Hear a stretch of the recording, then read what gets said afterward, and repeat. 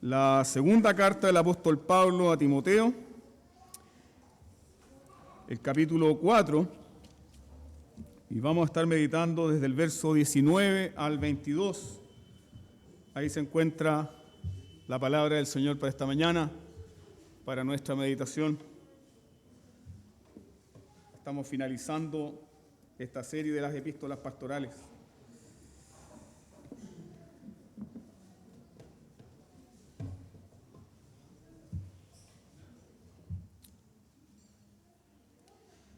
El título de este sermón es La gracia sea con ustedes.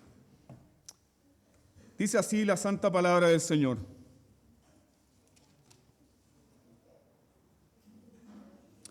Saluda a Prisca y a Aquila y a la casa de Onesíforo. Erasto se quedó en Corinto y a Trófimo dejé en Mileto enfermo. Procura venir antes del invierno. Éubulo te saluda y Pudente, Lino, Claudia y todos los hermanos. El Señor Jesucristo esté con tu espíritu y la gracia sea con todos vosotros. Amén. Amén. Roguemos al Señor que su presencia y su gracia sea con nosotros ahora para meditar en su palabra. Te invito a inclinar tu rostro y demos gracias al Señor. Padre Celestial, estamos tan agradecidos por lo que tú nos estás dando en esta mañana en medio de este culto. Estamos tan agradecidos, Señor, por tu evangelio. Tan agradecidos, Señor, por consolar nuestras vidas, por fortalecernos, por animarnos. Tan agradecidos, Señor, por todo lo que tú has preparado para nosotros hoy. Y sabiendo, Señor, que eres tú quien nos trae, eres tú quien produce el querer como el hacer, por tu buena voluntad. Eres tú, Señor, que nos atrae a tu presencia. Te pedimos entonces, Padre, que también nos concedas corazones mansos, humildes, que nos concedas también, Señor, la gracia para adorarte, meditando en tu palabra, atesorándola en nuestros corazones, siendo instruidos por ella y formados por ella para vivir para la gloria de tu nombre. Que la bendición de tu Santo Espíritu sea con nosotros. Llénanos de tu Espíritu Santo y trae la convicción, Señor, de tu presencia en medio nuestro. En el nombre de Jesús oramos. Amén. La gracia sea con vosotros. Estas son las palabras de un hombre que enfrenta pronto la muerte. Las últimas palabras de un hombre que está pronto a ser, ¿qué? ¿Alguien lo recuerda? No ejecutado. Eso no es lo que dice Pablo. Pablo dice, estoy pronto para ser sacrificado porque soy una ofrenda para Dios. Entonces, así concluye la enseñanza apostólica. Con estas palabras concluye la enseñanza apostólica para el joven pastor Timoteo y para toda la iglesia del Señor. Pablo, inspirado por el Espíritu Santo, que según Hebreos capítulo 10, versículo 3, ¿qué es el Espíritu Santo? Según Hebreos 10, 30, ¿qué es el Espíritu Santo? El Espíritu Santo es el Espíritu de gracia. El Espíritu Santo es el Espíritu de gracia.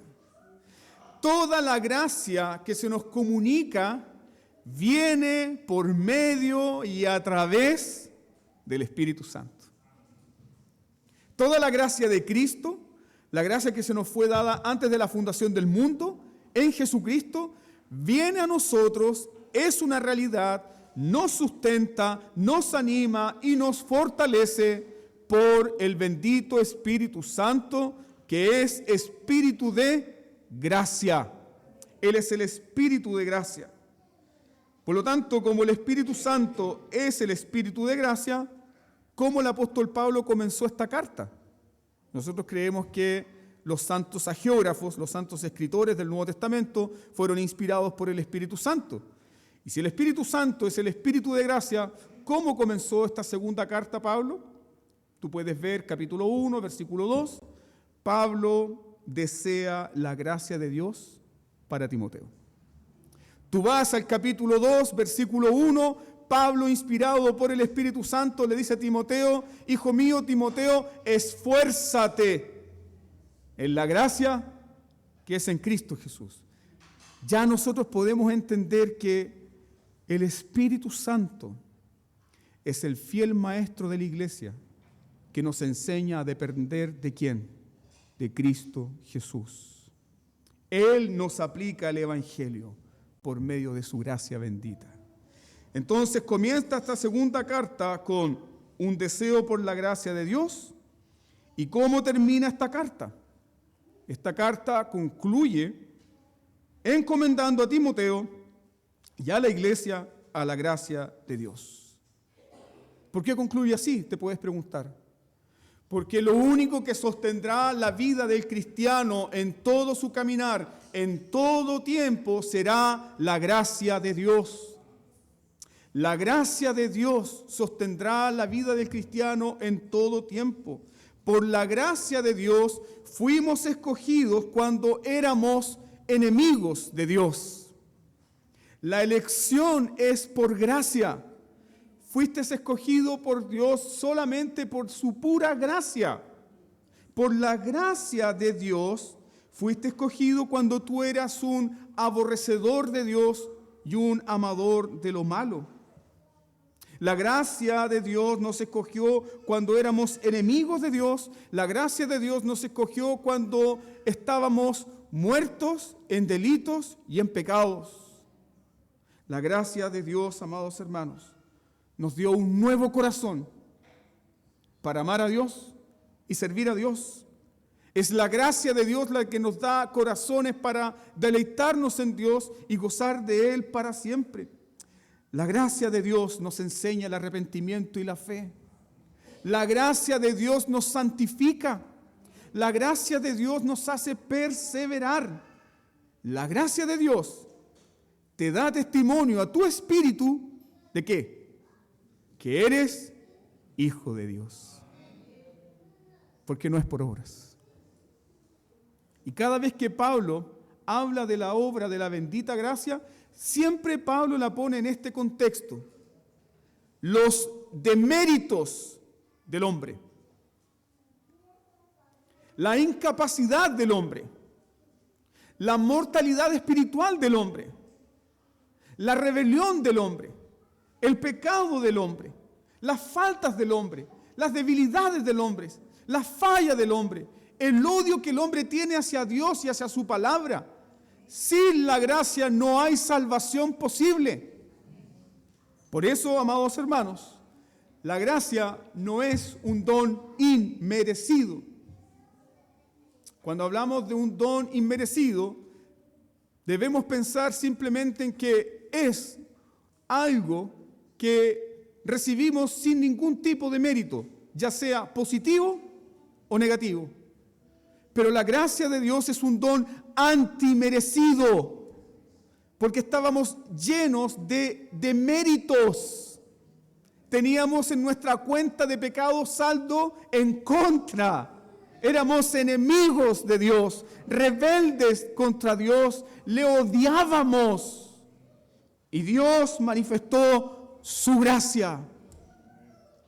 Y su gracia se manifestó en Cristo Jesús, el Señor y Rey de la gracia. Y esa gracia es aplicada a nuestros corazones por el Espíritu de gracia, que es el Espíritu Santo. Por la gracia somos justificados. Por la gracia somos adoptados. Y por la gracia estamos siendo preservados. ¿Hasta cuándo? Hasta cuando la gracia cumpla su meta.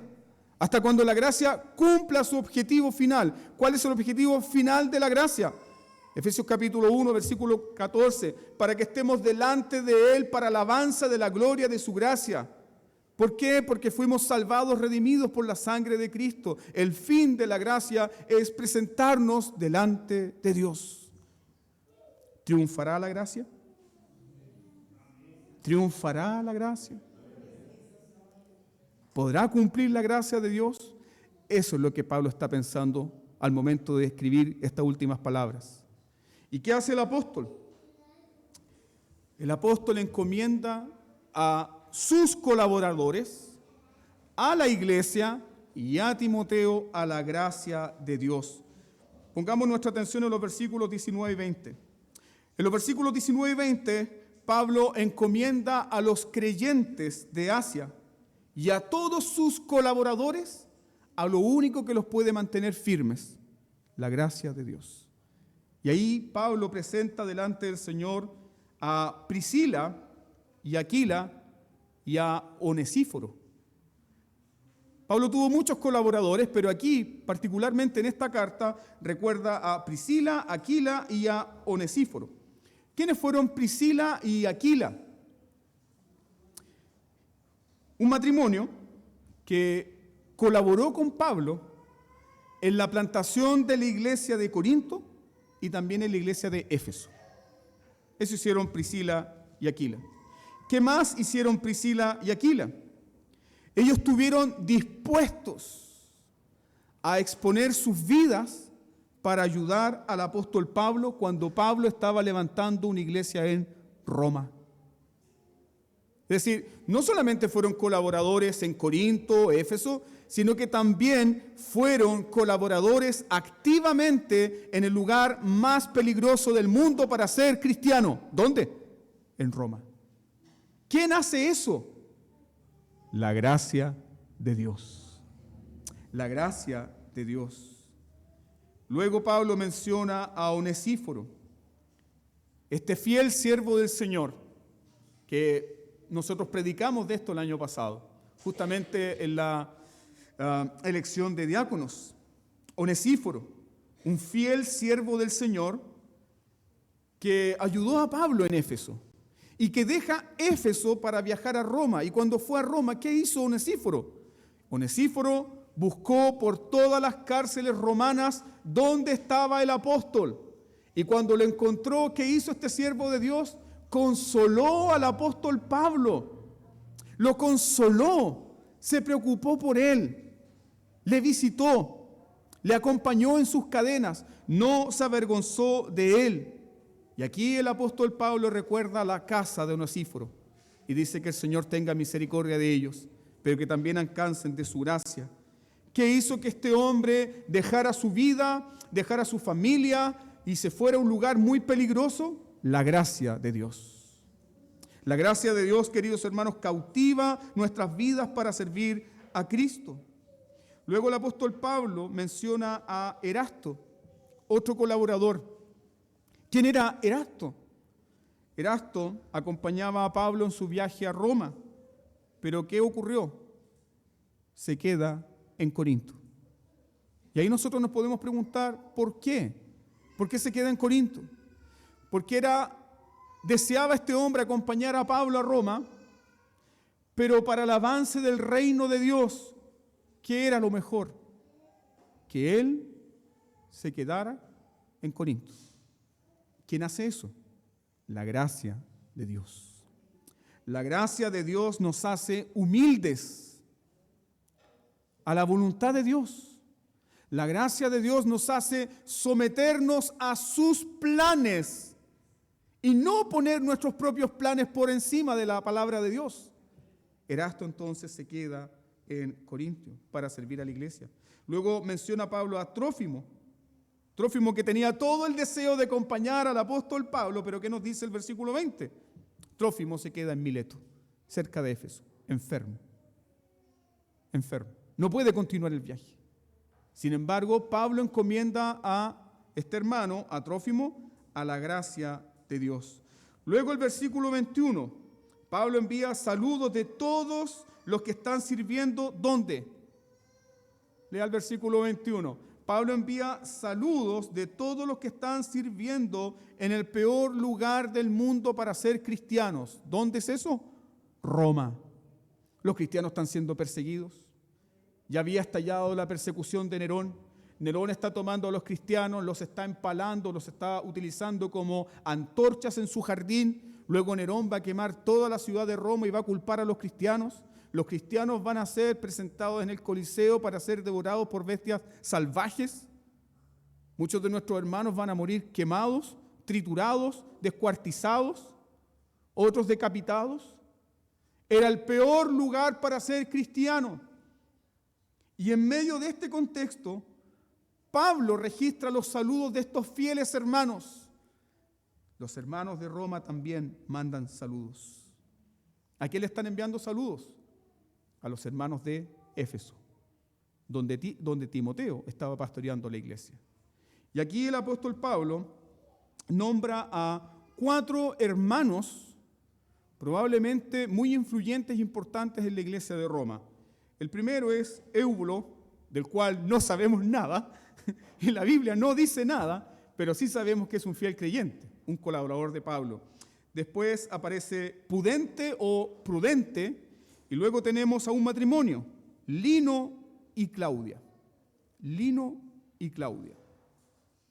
Por sus nombres podemos identificar que eran romanos, son nombres latinos, Lino y Claudia. De ellos sí sabemos un poco más, porque los historiadores de la iglesia del primer siglo nos dicen que Lino, luego de la muerte del apóstol Pablo y la muerte de Pedro en Roma, Lino se convirtió en uno de los primeros obispos de la iglesia en Roma. Y luego Pablo dice, todos los hermanos de Roma les envían saludos. ¿Estos hermanos envían saludos? ¿Están pendientes de otra iglesia?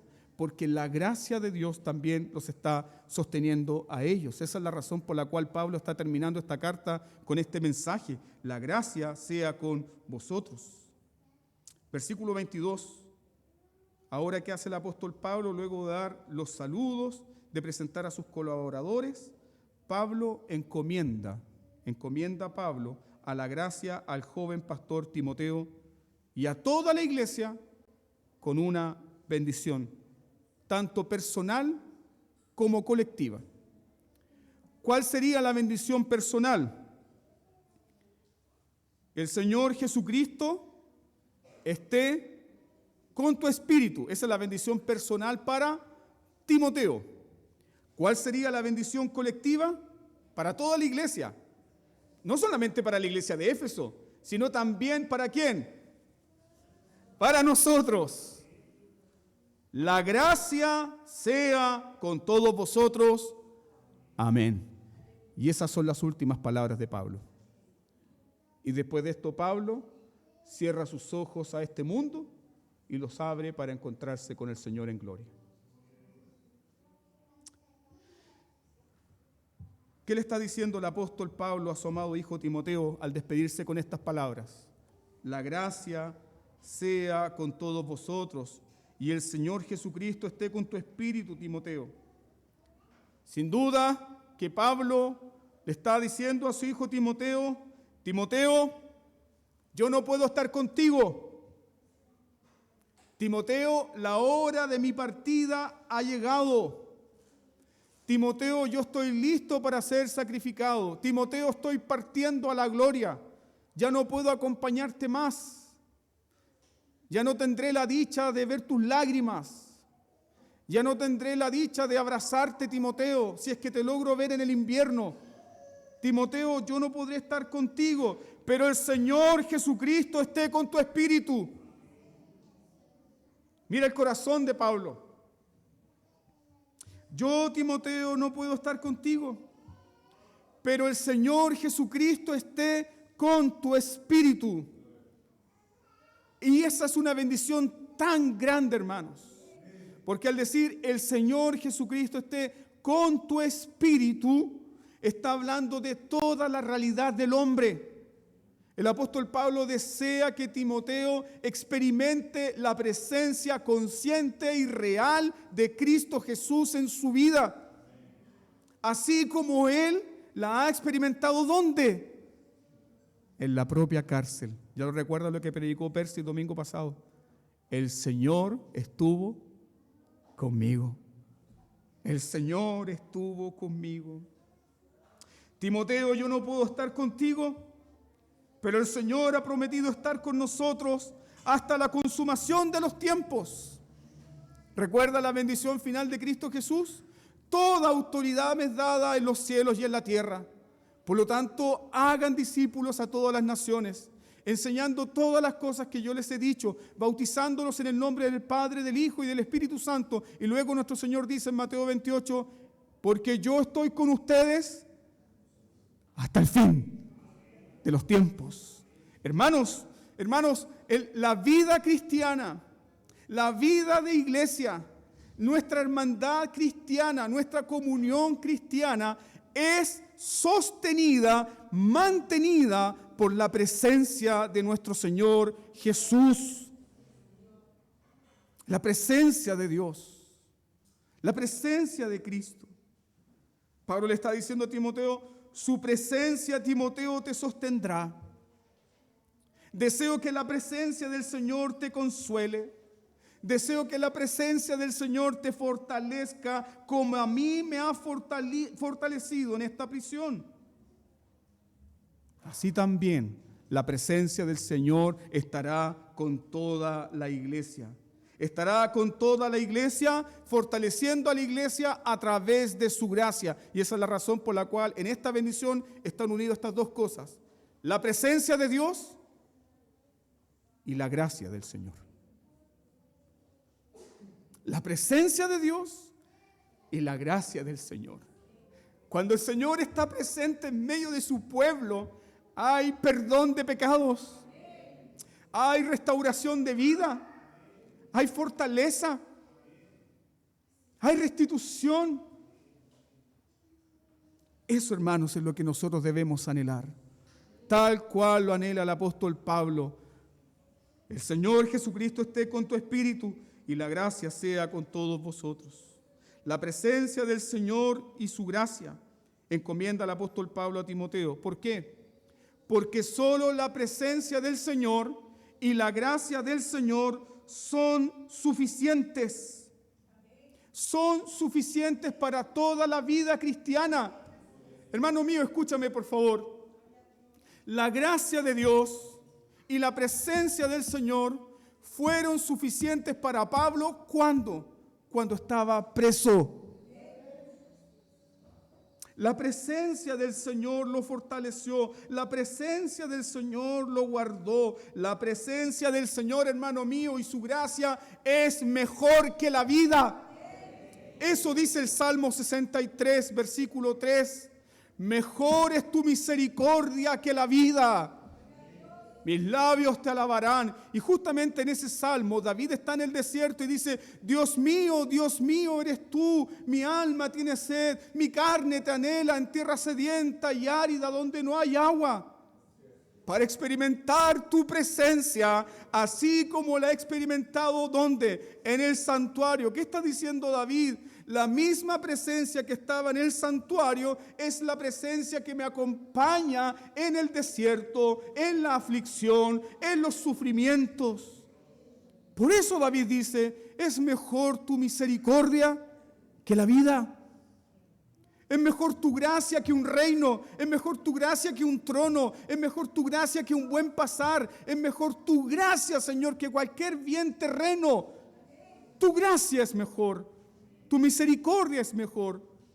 Eso es lo que David enseña en el Antiguo Testamento y el apóstol Pablo quiere plasmar también en su hijo Timoteo. ¿Cuánto necesitamos apropiarnos de esta bendición, hermanos? ¿Cuánto necesitas tú tomar esta bendición y rogarle al bendito Espíritu Santo que la aplique en tu corazón? ¿Por qué? Porque nada de este mundo va a satisfacer tu corazón. Solamente la presencia de Dios y su gracia. La presencia de Dios y su gracia. Hermanos, los hombres pueden tener todos los dones, todos los recursos temporales habidos y por haber de esta vida, pero sin la presencia deleitosa de Dios, eso es miseria, es pobreza. ¿Dónde está la bendición del cristiano? El cristiano camina con su Dios. David dice, despierto y aún estoy contigo. Esa es la felicidad del cristiano. La felicidad del cristiano no son los dones que son temporales. La felicidad del cristiano no es un buen tiempo temporal. La felicidad del cristiano es que goza de la presencia continua de Dios que satisface el corazón. Muchos hogares tienen manjares, muchos hogares tienen banquetes, muchos hogares, hermanos míos, tienen las mejores instalaciones y los recursos habidos y por haber en esta vida. Pero ahí no está la presencia de Dios. ¿Qué nos dice el libro de Proverbios? Mejor es la comida modesta con el temor de Dios. Es la presencia de Dios. Y Pablo nos está hablando de esto. La presencia de Dios que satisface el corazón. Pablo desea que su hijo Timoteo reciba esta bendición. Reciba que el Señor Jesucristo esté con su espíritu. Que él pueda ser testigo de la presencia de Dios en su vida. Solo la presencia de Dios satisface el corazón. Recuerda lo que dice David en el Salmo 16. No hay para mí bien fuera de ti. No hay para mí bien fuera de ti. Dile a tu corazón, no hay para mí bien fuera de Dios. Ni un trabajo, ni un buen pasar. Nada de eso sostiene el corazón.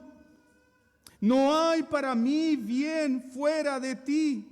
Y luego David dice, en tu presencia hay plenitud de gozo, delicias a tu diestra para siempre. ¿Qué puede experimentar el cristiano?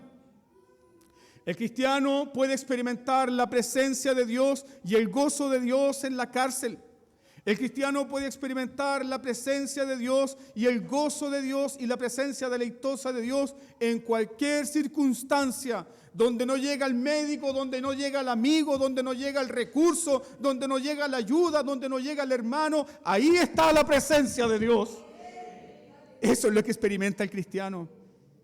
Por eso Pablo fue tan consolado por la presencia de Dios y desea que su hijo Timoteo también lo experimente. Hermano mío, mi deseo como pastor es que comprendas esto. Nada de este mundo, ni aún en la iglesia, sostendrá tu corazón fuera de la gracia de Dios y la presencia de Dios. ¿Fue suficiente para Pablo? ¿Es suficiente para Timoteo? Y es suficiente para nosotros. La presencia de Dios y su gracia. La presencia de Dios y su gracia.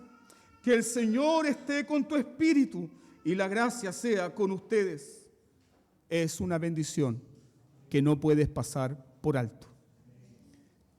Cuando uno viaja en avión recurrentemente, ¿a quién no le pone atención? Y dice, oh, termina luego. ¿A quién? Hay dos entradas laterales, una al fondo, miren el pasillo. Y uno dice, que termine luego. ¿Por qué? Porque se ha acostumbrado a escuchar tanto ese mensaje que dice, y ya me lo sé. Así que a lo que vinimos, vamos, despega rápido, por favor. Pero cuando nos topamos con estas palabras, no podemos asumir que ya lo comprendemos todo. Cuando leemos las bendiciones de Dios en su palabra y cómo terminan las epístolas, no podemos saltar de inmediato al otro libro. Necesitas masticarlo una y otra vez. Necesitas meditar en esto. Esta es una bendición que no puedes pasar por alto. El Señor esté con tu espíritu y la gracia sea con todos ustedes. Es una bendición que no puedes pasar por alto. No la puedes tomar como una oración repetida y conocida. ¿Por qué? Porque se le está diciendo a Timoteo que tanto él como la iglesia van a experimentar la presencia de Dios continua. Algo por lo cual los israelitas en Éxodo capítulo 33 lloraron y clamaron. ¿Recuerdan ustedes lo que ocurre en Éxodo 33? Después del pecado del becerro de oro, Dios vino a Moisés y le dijo a Moisés: Moisés, voy a cumplir mi pacto, voy a llevar a mi pueblo a la tierra prometida, los voy a introducir en Canaán. Moisés, voy a darles la tierra, voy a derrotar a todos sus enemigos, yo les voy a dar la tierra que fluye leche y miel. Pero algo Dios les dijo: mi presencia no irá con ustedes, yo les enviaré un ángel. Nota la distinción. Dios no dijo les enviaré mi ángel, hablando del ángel de Jehová, sino que dice les enviaré un ángel.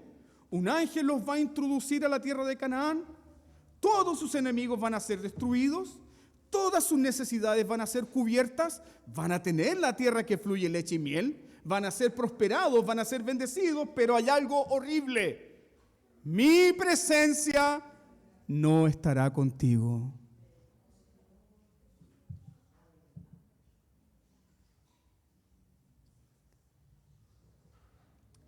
Dios te dice en esta mañana: te voy a bendecir, hijo mío. Te voy a dar todo lo que tú siempre has querido. Te voy a dar la prosperidad. Voy a satisfacer para todas tus necesidades hasta la segunda, tercera y cuarta y quinta generación. Lo vas a tener todo en abundancia. Pero mi presencia no estará contigo. ¿Le dices amén? Sé sincero. ¿Quieres decirle amén? Voy a derrotar tus enemigos. Los voy a aplastar a todos. Te voy a dar siempre lo que has querido. Pero mi presencia no te acompañará. No te faltará el pan. No te faltará el buen pasar. Tendrás todos los asuntos resueltos. Pero mi presencia no estará contigo. ¿Le dices amén a eso? El cristiano que ha gustado de la presencia de Dios es capaz de decirle al Señor: Señor, llévate todo, pero no me apartes de tu presencia. No me dejes sin el dulce consuelo de tu espíritu. Manténme pobre, no me prosperes. No quiero éxito, pero no me apartes de ti. Déjame caminar contigo. Déjame saber que estamos juntos. Déjame saber que tú eres mi amigo y que yo soy tuyo. No me dejes por amor de tu nombre. No me dejes. Eso fue justamente lo que hicieron los israelitas. El texto bíblico dice que ellos lloraron amargamente, se quitaron sus joyas, se vistieron de negro y le dijeron a Moisés: Moisés, por favor, intercede por nosotros. ¿De qué nos sirve una tierra prometida si el Dios de Abraham, el Dios de Isaac, el Dios de Jacob no estará ahí? ¿De qué nos sirve una tierra que fluye leche y miel, donde todos nuestros enemigos han sido derrotados, pero la presencia única y sin igual y distinguida del Dios Todopoderoso, del Dios que derrotó a Egipto, del Dios que barrió con los ídolos de Egipto, del Dios que abrió el Mar Rojo, no está en medio nuestro? No somos nada. Por favor, Moisés, intercede. ¿Y qué hizo Moisés? Señor, si tu presencia no ha de ir con nosotros, entonces no nos saques de acá. Preferimos el desierto, preferimos el calor del desierto, preferimos estar dando vueltas aquí antes de ir a Canaán sin gozar de tu dulce presencia. Pero lamentablemente hay muchas personas que quieren eso. Hay muchas personas que quieren los bienes de Dios, los dones de Dios, las dádivas de Dios, pero no quieren la presencia de Dios ni la comunión con Dios. Dios nos guarde. Dios nos guarde. Muchas personas desean una especie de tierra prometida aquí, con todas las cosas resueltas, cuando Dios te quiere dar su compañía, su dulce presencia, que satisface el corazón, hermano. Puedes tener una cuenta corriente con miles de saldos a favor, pero sin la presencia de Dios es pobreza. ¿Te has puesto a pensar cuán infinitamente rico eres? La presencia de Dios es plenitud de gozo. Y solo ella satisface el corazón.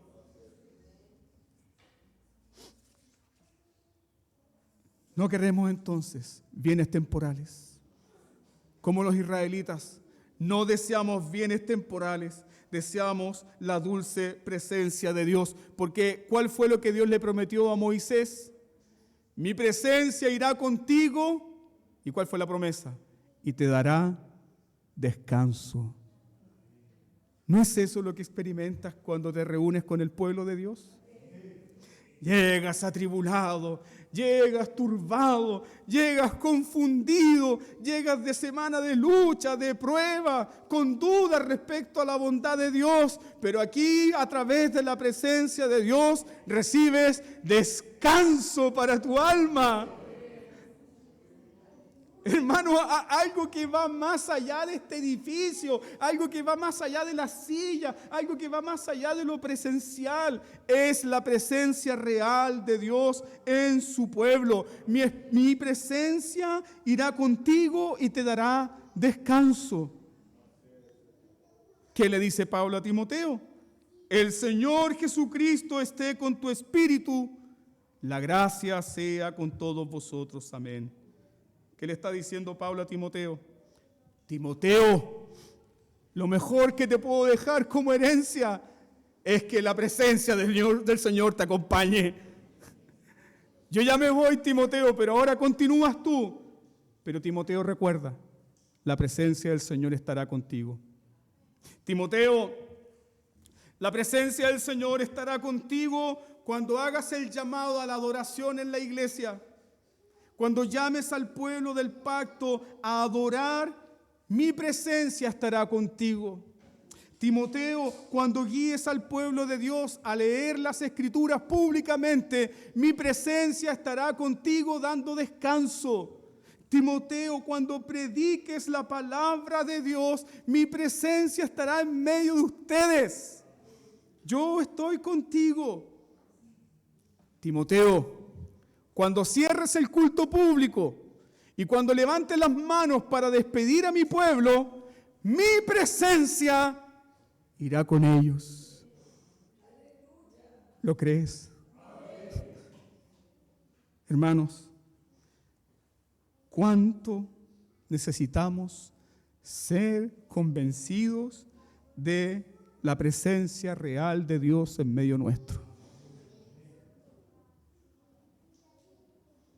Estamos convencidos por la presencia de otras personas. Estamos bombardeados por la presencia 24/7 de personajes de redes sociales. Estamos convencidos por la presencia de la inteligencia artificial. Estamos convencidos por la presencia de la publicidad. Estamos convencidos por la presencia de rostros que no tienen ningún interés en nuestras vidas. Pero cuán poco estamos convencidos de la presencia real en medio nuestro. Medita en esto. Ves a tu hermano que está al lado tuyo y estás consciente que el hermano vino al culto. pero hay alguien que estaba aquí esperando por ti. La presencia de Dios. Que la presencia bendita de Dios quebrante nuestros corazones. Que la presencia real y bendita de Dios en medio nuestro nos sacuda para saber que estamos con Él, caminamos con Él y Él está con nosotros. Pero también necesitamos ser convencidos de la gracia de Dios que será con nosotros. Por eso Pablo encarga a Timoteo dos cosas: la presencia de Dios y la gracia de Dios. Necesitas ser convencido también de la gracia que será contigo. ¿Cómo vamos a pelear la buena batalla? ¿Cómo vamos a perseverar? ¿Cómo vamos a acabar la carrera? ¿Cómo vamos a guardar la fe? ¿Cómo vamos a perseverar en medio de la apostasía y la miseria que muchas veces rodea a la iglesia? ¿Cómo vamos a enfrentar los enemigos del Evangelio? ¿Cómo vamos a vencer nuestras propias debilidades? Solo por la gracia de Dios. Solo por la gracia de Dios. La pregunta es, ¿podemos estar seguros de que venceremos por la gracia de Dios? Déjame animarte en esto. Cristo Jesús, el Cordero de Dios, al resucitar, se levantó de entre los muertos y en su sesión como rey, en su ascensión como rey, ¿qué tomó? ¿Dónde se sentó? Se sentó en el trono de Dios. Y ese trono, según Hebreos capítulo 4, es el trono de la gracia y de la misericordia. Por lo tanto, Cristo Jesús, el Rey Jesús, es el Rey de la gracia. Y si el Rey Jesús tiene toda autoridad en los cielos y en la tierra, eso significa una sola cosa: que la gracia de Dios es soberana. No hay quien contra la gracia de Dios. No hay quien resista la gracia de Dios. La gracia de Dios reina porque el Rey vive. La gracia de Dios es soberana. ¿Podrá esta gracia soberana guardarte? ¿Podrá esta gracia soberana hacerte perseverar? ¿Podrá esta gracia soberana guardar tus pasos? Sí, amén. La gracia es soberana porque Dios le ha dado a su Hijo Jesucristo toda autoridad en los cielos y en la tierra. Entonces reflexiona conmigo. Si la gracia es soberana, ¿cuándo gobierna la gracia de Dios en mi vida? Por supuesto, pastor. Cuando yo estoy bien espiritualmente, ahí la gracia está reinando. Cuando he hecho todos los devocionales, cuando he hecho todas las lecturas y cuando estoy entendiendo perfectamente el plan de Dios para mi vida, ahí sí que la gracia reina. No, hermano mío. La gracia soberana de Dios reina en nuestras vidas cuando no entendemos todas las cosas. La gracia soberana de Dios reina en nuestras vidas cuando estamos fríos y secos. La gracia soberana de Dios reina en medio de nuestras oscuridades. La gracia soberana de Dios reina en nuestras vidas, no cuando somos fuertes espiritualmente hablando. La gracia de Dios reina en nuestras vidas en todo tiempo, porque si existe un solo día, nunca olvide eso, si existe un solo día donde la gracia de Dios no te guarde, no te preserve, no te cuide, ese día vas a caer y te vas a perder para siempre. Pero ese día no vendrá. Ese día no vendrá. Aleluya. Ese día no vendrá, hermanos. Ese día no vendrá porque la gracia soberana de Dios reina para siempre. Ese día no vendrá. La gracia de Dios reina en corazones fríos. La gracia de Dios reina en corazones turbados. La gracia de Dios reina en ovejas débiles. La gracia de Dios reina en tus peores días y en tus mejores días. Ahí reina la gracia de Dios. Por lo tanto, ¿cuál es el mensaje que Pablo nos da? Vive en el poder de la gracia. La gracia sea contigo. Vive en el poder de la gracia. ¿Por qué estamos seguros de que el día cuando el cristiano caiga no vendrá? Eso no quiere decir que no vamos a pecar. Vamos a pecar. El punto es, ¿el cristiano se apartará de la gracia para siempre? No, porque la gracia de Dios le sostiene. Porque la gracia de Dios reina en su vida. Porque la gracia de Dios, escúcheme bien, no se contenta solo con el perdón de nuestros pecados. La gracia de Dios no se contenta simplemente con darnos un corazón nuevo. La gracia de Dios no se contenta simplemente con darnos testimonio de que somos hijos de Dios. ¿Qué va a hacer la gracia de Dios? Ve a tu Biblia. Ve a tu Biblia y escucha al propio apóstol Pablo decirte qué va a hacer la gracia de Dios en Cristo Jesús por su iglesia. Ve a la epístola de los Efesios, el capítulo 5, verso 25 al 27.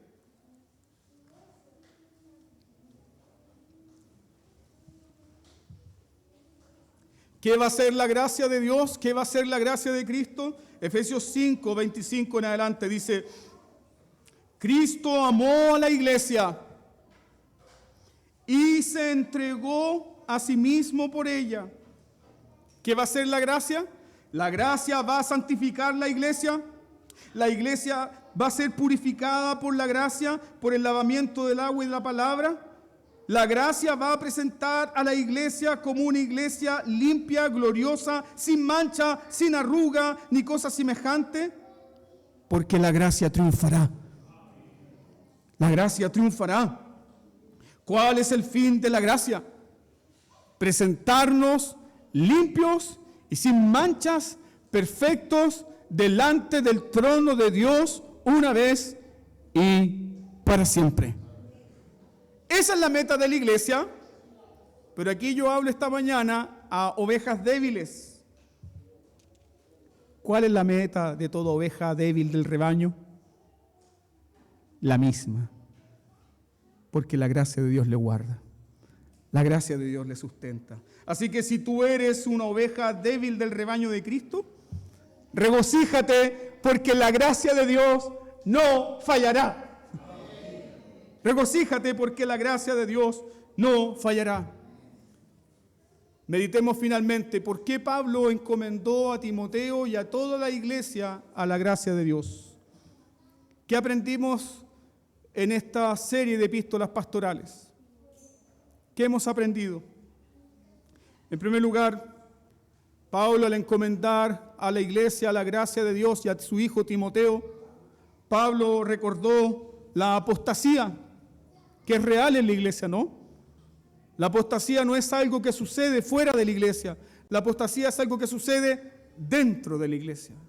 Por lo tanto, Pablo recordó la apostasía de Himeneo y Fileto, que siguieron doctrinas de demonios. El apóstol Pablo recordó la perversidad de los falsos maestros de Éfeso, que se apartaron de la verdad. El apóstol Pablo aquí está recordando el abandono de Demas, que amando más al mundo, le ha abandonado. El apóstol Pablo recordó la rebelión de Alejandro el Calderero. Y entonces las últimas palabras de Pablo, con temor y con temblor, ¿cuáles son? El Señor Jesucristo esté con tu espíritu y la gracia sea con vosotros. ¿Cómo somos cristianos? Por la gracia de Dios. ¿Cómo nos mantenemos como cristianos? Por la gracia de Dios. La misma gracia que te salva es la misma gracia que te santifica, es la misma gracia que te preserva para Dios. Sin el poder entonces de la gracia para guardarnos, nosotros también nos apartamos de Dios. Si la gracia de Dios no te guarda, tú también te conviertes en un Demas. Si la gracia de Dios no te preserva, tú también terminas como Himeneo y Fileto siguiendo falsas doctrinas. Si la gracia no te guarda y te preserva, tú también te transformas en un Alejandro el Calderero, un rebelde contra la obra de Dios. ¿Cuánto necesitas de la gracia de Dios? Y la gracia de Dios es para ti. ¿Por qué necesitas de la gracia de Dios? porque en ti y en mí existe la potencialidad de abrazar el mal con todas nuestras fuerzas. Recuerde que tenemos una naturaleza pecaminosa. ¿Y esa naturaleza pecaminosa ama a Dios?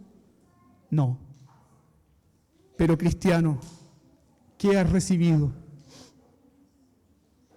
¿Qué has recibido? Has recibido una nueva naturaleza. La vida de Dios. Y la vida de Dios es para siempre. Vive según la vida de Dios. Eso es lo que dice el apóstol Pablo en Gálatas capítulo 2. Ya no vivo yo, Cristo vive en mí. Lo que antes vivía por la carne, ahora lo vivo por la fe del Hijo de Dios que me amó y se entregó a sí mismo por mí. Necesitas la gracia de Dios. La gracia te guardará y la gracia te preservará hasta el destino eterno. ¿Cómo termina la vida de un cristiano? La vida de los santos no termina en una cárcel. La vida de los santos no termina en una cama de hospital. La vida de los santos no termina en una muerte trágica. La vida de los santos no termina en una enfermedad catastrófica. La vida de los santos concluye cuando los santos son glorificados por la gracia bendita de Dios. Por eso Pablo, al despedirse de este mundo, sus últimas palabras son: la gracia del Señor sea con vosotros. Así concluirá nuestras vidas, hermanos. Fuimos llamados por la gracia, fuimos escogidos por la gracia, y cuando cerremos nuestros ojos a este mundo, la gracia de Dios nos presentará triunfantes, completos, delante del trono de Dios, el cual nos amó desde antes de la fundación del mundo. Regocíjate en la gracia y toma esta bendición para ti. El Señor esté contigo, con tu espíritu, y la gracia sea con cada de uno de ustedes para siempre. Demos gracias al Señor por su palabra. Te invito a doblar tus rodillas y juntos invocar la presencia del Señor en nuestras vidas.